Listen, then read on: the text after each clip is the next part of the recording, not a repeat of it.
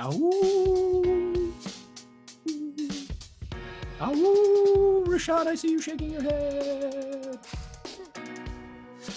And we are back. It is the Steam, gentlemen. And +1 tonight. Got some exciting news here as we bring you back down to the Steam tunnels, the tunnels where we push our nefarious agenda of pop culture, bringing you all the way from 8-track all the way up to your Spotify and beyond, taking it all the way from the beginning to the end, the alpha to the omega. I am Josh the Birdman here, convening yet another round table for us and continuing our series that we have dubbed, as we've gone along, the luxury of horror. I love it. Just sounds so erudite, sounds so well thought out, sounds like we put so much more work into it than we actually did, and that we know what we're doing. The laughter you hear there in the background, that is the Star Child. Greg, how you doing today? I'm feeling all right, fully prepared to be judged on everything I say tonight. Absolutely. Well, you've come to the right place. This is a place. This is our own little star chamber of judgy McJudginess. Looking down our collective noses at each other and trying to fight for supremacy here of our taste in pop culture. And speaking of which, when it comes to the guy who will bring it off the top ropes anytime, ready to bring it anyway, exactly, drop that elbow. It is the 3 of Clubs himself. It is Rashawn Smith. How are we doing this evening? Doing well. Good to see you guys. And welcome, Amelia. There you go. And that's it. I bring it in. Little surprise here for those of you who are, just listening. We have a very special guest with us today. Oh, shit. That's all good. That's why he's the 3 of Clubs. Part of it is that part of why we call him the 3 of Clubs is he's going to absolutely come out of nowhere, and you're not going to quite know what to do with him. So that's exactly why we do it here. But we have Amelia Child Schwartzman with us tonight, joining us. She is from our sister podcast. I call her sister podcast because actually when I was thinking about starting this madness, I knew that she had a podcast, and I went to her and asked her, hey, how do you do all this stuff? And she was very kind and told me everything. But she has her own podcast. She hosts, it is called Ghost Hunting in New England. Your favorite spooky podcast. That's right. Excellent. Oh, sorry, I forgot the tagline. Nice. It is a great podcast. We really encourage you to take a listen. Goes on into paranormal investigations, and all things. I'd say all things paranormal. You've got a couple that you've had. All things that go bump in the night in New England and beyond. Fantastic. That's what we say. Well, thank you guys so much for having me on tonight. Welcome. We are so happy to have you here. I tell you, you're our first guest. We're just giddy with excitement. Woo! And I did plan this out for a while, and I did, of course, want to tie it into spooky season.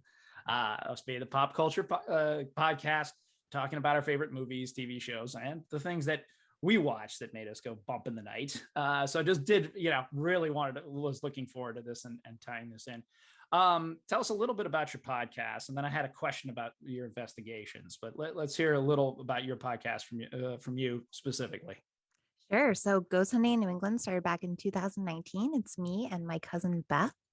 And our grandmother was a psychic and astrologer. Our whole family is a little spooky.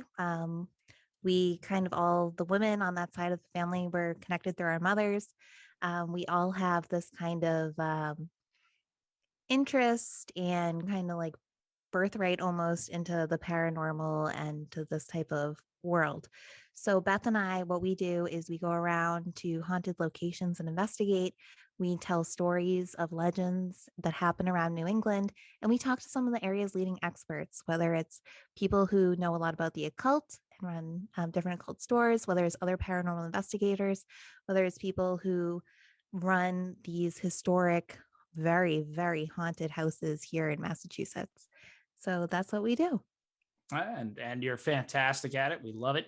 It's a great listen. So we really encourage all of our listeners, especially if you've been enjoying this little series here, keep that paranormal, keep that spooky going on throughout the year. You don't have to limit it to October. Yeah, your last episode was really cool. And one in Vermont.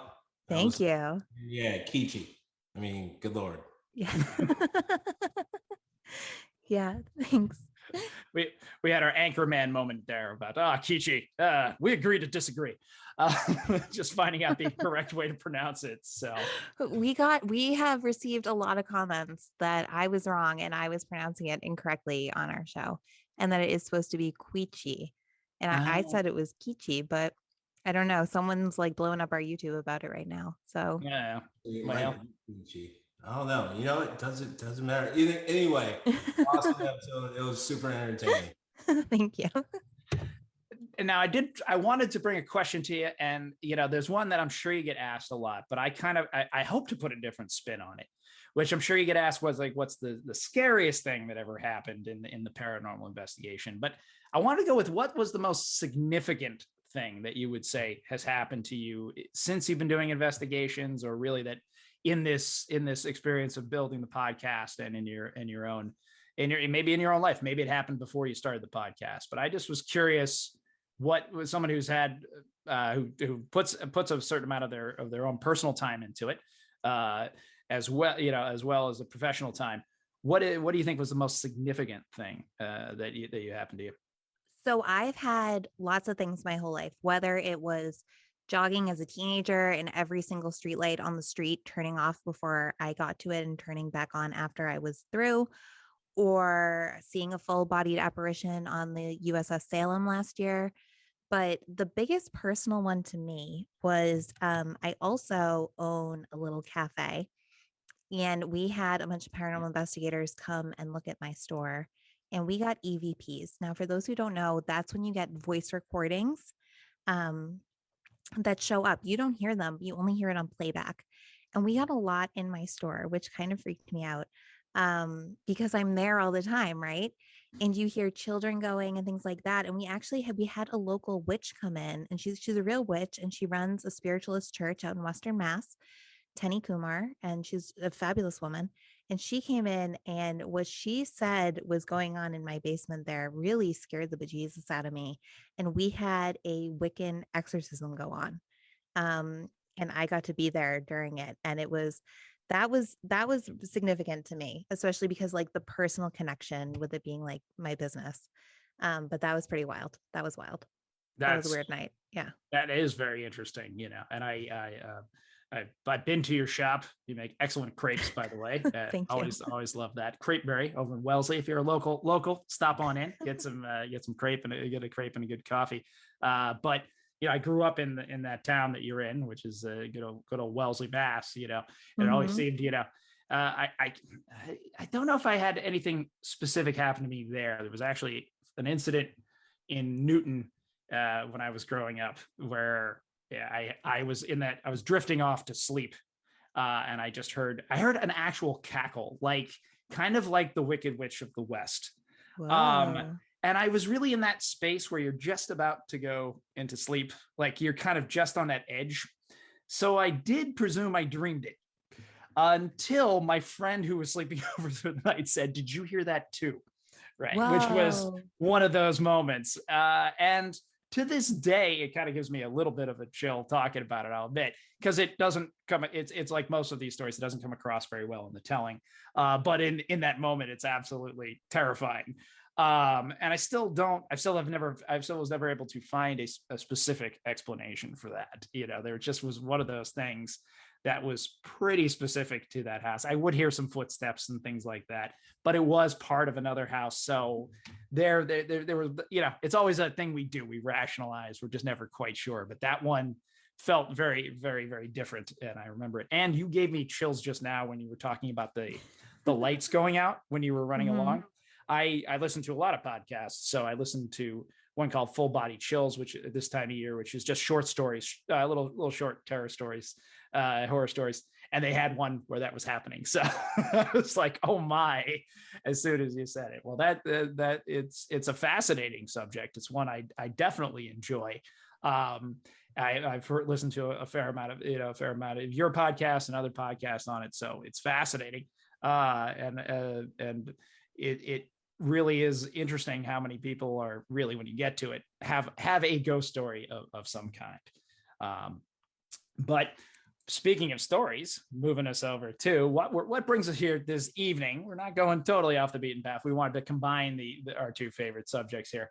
That we wanted to bring us in tonight and talk a little bit about those guilty pleasures, those ones that keep us up at night, those ones that we still really love and that we really go back to all the time, and those guilty pleasures of horror movies. So if we're all ready and settled in, I think I'm gonna bat lead off here. How we all doing over there?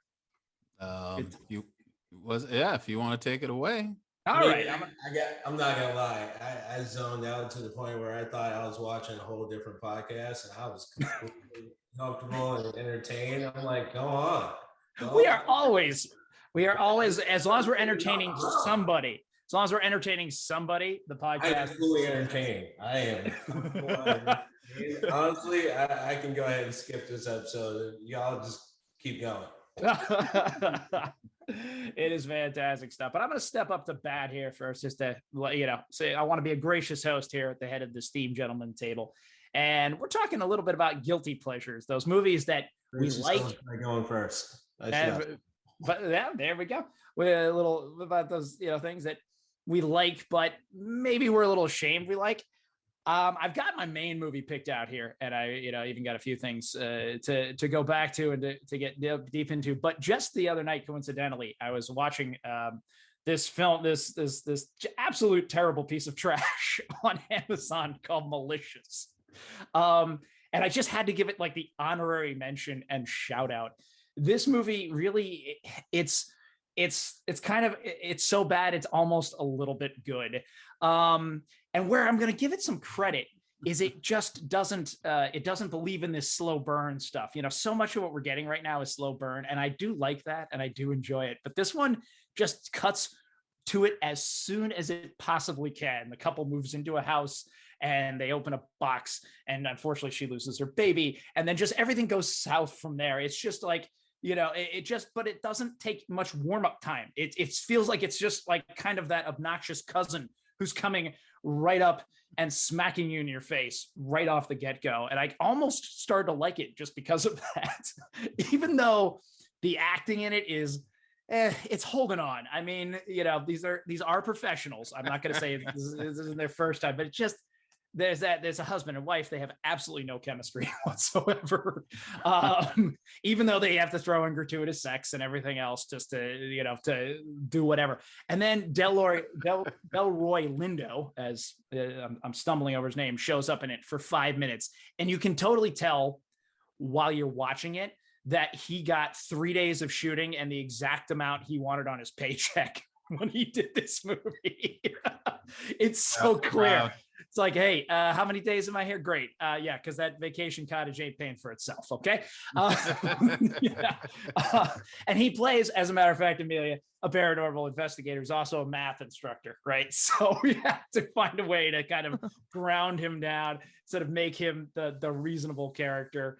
I love that supposedly he's blind. He finds the box that is causing the trouble, and then he immediately knows, like through 2 seconds of Google research, that it's an Aztec fertility box, which of course holds the demon in it. We couldn't go Dybbuk box, I guess, because that's been done.